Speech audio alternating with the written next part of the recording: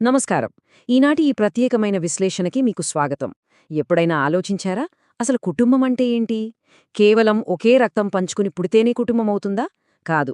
ఒక మనిషికి, మరొక మనిషికి మధ్య ఉండే స్వచ్ఛమైన అనుబంధం అసలైన కుటుంబాన్ని సృష్టిస్తుంది అనడానికి మన దగ్గర ఒక అద్భుతమైన కథుంది. రండి, ఏమాత్రం ఆలస్యం చేయకుండా ఆ కథలోకి వెళ్ళిపోదాం. ఇక్కడ చూడండి, ఒకవైపు చూస్తే బయోలాజికల్గా ఏర్పడే రక్త సంబంధం, మరోవైపు ఎలాంటి స్వార్థం లేకుండా మనమే ఎంచుకునే హృదయ సంబంధం. రాజా చిట్టీల కథ సరిగ్గా ఈ హృదయ సంబంధానికే అస్సలైన నిదర్శనం. ఒకే ఊరిలో ఉండే రాజా, చిట్టి కనీసం ఒకే కడుపులో కూడా పుట్టలేదు. కాని వాళ్ల బంధం చూస్తే సొంత అక్కతమ్ముళ్లకన్నా చాలా గొప్పగా ఉంటుంది తెలుసా? రక్తం పంచుకుని బంధం, ఈ కథలో మనం మొదటి అధ్యాయం. వాళ్ల ఆ స్వచ్ఛమైన బంధం ఎలా మొదలైందో చూద్దాం. ఒక చిన్న ఊరు, అందులో రాజా, చిట్టి ఇద్దరివీ వేర్వేరు కుటుంబాలే అయినా వాళ్ల మనసులు మాత్రం ఒకటయ్యాయి. చిట్టి ఎవరికి ఏ కష్టం వచ్చినా ముందుండే ఎంతో మంచి అమ్మాయి. రాజాకైతే తన అక్కంటే అక్షరాలా ప్రాణం.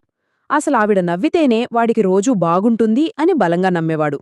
బాల్యం, దైనందిన ప్రేమ, వాళ్ల రోజువారీ జీవితంలో ఆ అనుబంధం ఎంత అందంగా ఉండేదో ఇప్పుడు చూద్దాం. రోజూ పొద్దున్నే లేవగానే చిట్టి ఇంటి ముందున్న తులసి మొక్కకి నీళ్లు పోస్తూ ఉంటే రాజ మెల్లగా వెనకనుంచి వచ్చి, అక్క, నాకుడా టీ పెట్టావా అని ఎంత ముద్దుగా అడిగేవాడో. ఆ చిన్న మాటలోనే వాళ్ల మధ్య ఉన్న ఆప్యాయత మొత్తం కనిపిస్తుంది. దానికి చిట్టి ఊరుకుంటుందా? ఎంతో ప్రేమగా నవ్వుతూ, నీకోసం పెట్టకుండా నేనేమైనా తాగుతానారా పిచ్చోడా అనేది. ఇలాంటి చిన్న చిన్న ముచ్చట్లే వాళ్ల బంధాన్నే ఒక ఇటుక మీద ఇంకో ఇటుక పేర్చినట్టు ఎంత గట్టిగా మార్చేశాయో కదా. ఊళ్ళో జాతరొచ్చిందంటే చాలు ఇద్దరూ కలిసే వెళ్లేవాళ్లు. చిట్టి ఏది కొన్నా రాజాకి కూడా కొనేది. రాజా జేబులో ఒక్కోసారి చిల్లిగవ్వ కూడా ఉండేది కాదు. అయినా సరే అక్కకిష్టమైన గాజులు మాత్రం ఎక్కడున్నా సరే వెతికి మరీ తీసుకువచ్చేవాడు. కష్టకాలంలో సపోర్ట్. అవును, వాళ్ల బంధానికి ఎదురైన మొదటి చిన్న పరీక్ష ఇదే అని చెప్పాలి. ఒకరోజు ఉన్నట్టుండి చిట్టీకి జ్వరం వచ్చింది. అది చాలా మామూలు జ్వరమే, కాని రాజా మాత్రం తేగా భయపడిపోయాడు. రాత్రంతా నిద్రపోకుండా అక్కపక్కనే కూర్చొని నీళ్లు పరుతూ మందులు వేస్తూ అసలు ఏమైపోతుందో అని తల్లడిల్లిపోయాడు. లోపల ఎంత భయమున్నా బయటికి కనపడనివ్వకుండా కన్నీళ్లు ఆపుకుంటూ, నీకేమవ్వదక్కా, నేనున్నాను కదా అని తన అక్కకి ధైర్యం చెప్పాడు రాజా. అప్పుడు చిట్టి నవ్వుతూ ఒక మాట అంది, చూశారు, నువ్వు నా సొంత తమ్ముడు కాకపోయినా దేవుడు నాకిచ్చిన వరంరా అని. ఆ ఒక్క మాటకి రాజా కళ్లలో నీళ్లు గిర్రున తిరిగాయి. వరదలో ప్రాణాలను కాపాడటం. ఇక్కడ ఈ కథలో ఒక పెద్ద భయానకమైన టర్నింగ్ పాయింట్ వస్తుంది. ఒకరోజు ఊరిలో అనుకోకుండా భారీ వర్షం పడింది. సాయంత్రం పని ముగించుకుని చిట్టి వస్తుండగా కాలువ ఒక్కసారిగా ఉప్పొంగింది. వర్షంలో తడుస్తూ చిట్టి ఆ వరద నీటిలో అలానే చిక్కుకుపోయింది. అది తెలిసిన వెంటనే రాజా కనీసం ఒక్క క్షణం కూడా ఆలోచించలేదు. పరిగెత్తుకుంటూ వెళ్లి ఆ వరదలోకి దూకేశాడు. ఆ హోరెత్తుతున్న వరదలో భయంతో వణికిపోతున్న చిట్టి చేతిని గట్టిగా పట్టుకుని, అక్కా, భయపడకో, నేనున్నాను అని అరిచాడు. ప్రవాహం పెరిగిపోయి చిట్టి జారి పడబోతుంటే రాజా వెంటనే తనని భుజాన వేసుకుని ఆ వరదను ఎదురొడ్డి మరీ ఇంటికి తీసుకొచ్చాడు. ఇంటికొచ్చేసరికి పూర్తిగా తడిసిపోయి చలికి వణికిపోతున్నాడు తెలుసా. అది చూసి చిట్టి కళ్లలో నీళ్లు ఆగలేదు. నీకేమైనా అయితే నేను బ్రతకలేన్రా అని గుండె పగిలేలా ఏడ్చింది.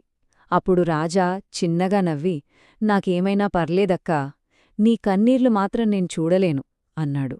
అబ్బా, అసలు ఎంత స్వచ్ఛమైన ప్రేమో కదా. మారని స్వచ్ఛమైన ప్రేమ. ఆ భయంకరమైన తుఫాను ముగిసిన తర్వాత వాళ్ల జీవితం ఎలా సాగిందో చూద్దాం. కాలం అలా గడిచిపోయింది. చిట్టికి పెళ్ళి అయ్యి ఇంకో ఇంటికి వెళ్ళిపోయింది. కాని వాళ్ల బంధమేమైనా మారిందా? అస్సలు లేదు. అక్కకి ఏ చిన్న కష్టమొచ్చినా సరే అర్ధరాత్రి ఫోన్ చేసినా ఏమైందక్కా అని పొరుగెత్తుకుంటూ వచ్చేవాడు రాజా. తమ్ముడు బాధలో ఉంటే చిట్టి తను కూడా అన్నం తిండం మానేసేది. నువ్వు సంతోషంగా ఉంటే చాలు, ఇది వాళ్ళిద్దరూ జీవితమంత్రం. మనసులు కలిస్తేనే కుటుంబం. మనం ఈ అద్భుతమైన కథ ముగింపుకి వచ్చేశాం. ఒకరోజు చిట్టి వాళ్ళాయన వీళ్ళిద్దరినీ చూసి ఆశ్చర్యపోయి ఏమన్నాడో తెలుసా? మీ ఇద్దరి బంధం చూస్తుంటే నిజమైన ప్రేమ అంటే ఇదేనేమో అనిపిస్తుంది అన్నాడు. నిజమే గదా, ఎవరికైనా అలాగే అనిపిస్తుంది. దానికి చిట్టి ఎంతో ఆత్మీయంగా, ఇది రక్తంతో వచ్చిన బంధం కాదు, మనస్సుతో దేవుడు కట్టిన బంధం అని బదులుచ్చింది. ఇక్కడ మనం అర్థం చేసుకోవాల్సిన అసలైన పాయింట్ ఇదే. ఆ రోజునుంచి ఊరిలో వాళ్ల బంధం ఒక లెజెండ్లాగా నిలిచిపోయింది. కుటుంబమంటే పుట్టుకతో వచ్చేదే కాదు, అది మన మనసులు ఎంచుకునే బంధమని రాజా, చిట్టి నిరూపించారు. ఇదండి సంగతే. రక్తం కలిస్తే బంధమవుతుంది, కాని మనసులు కలిస్తే కుటుంబమవుతుంది. ఈ ఒక్క మాట చాలు ఈ కథ గొప్పదనం చెప్పడానికి. మరి మీ జీవితంలో కూడా ఇలాంటి అద్భుతమైన హృదయ సంబంధం ఎవరైనా ఉన్నారా? ఒకసారి గుర్తుచేసుకోండి.